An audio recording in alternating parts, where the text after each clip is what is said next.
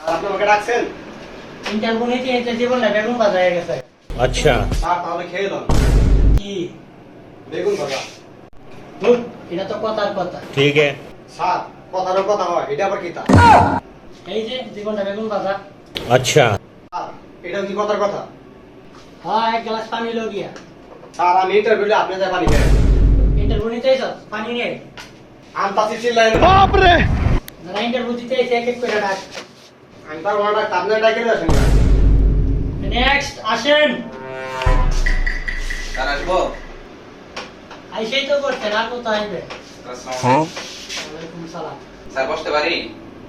না, আপনি তো শ্বশুর বাড়িতে আইছেন, আপনার মিষ্টি খাওয়ায় বসাইতে হইব। বসেন। আপনার নাম কি?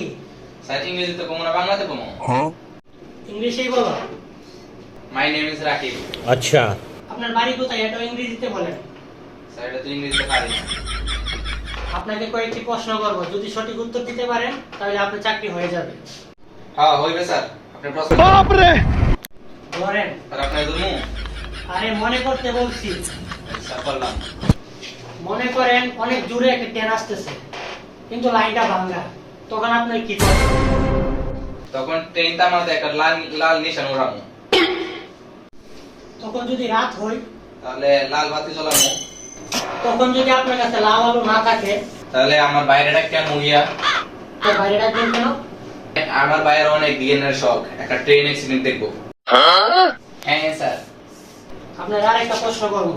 ठीक है আমি খেলতে রেডি আছি। আপনি কি গাঁজা খেয়েছেন?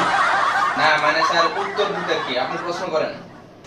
মনে করেন সমুদ্রের মাঝখানে একটা লেবু গাছ, এখন আপনার লেবু প্রয়োজন, আপনি কিভাবে লেবু আনবেন?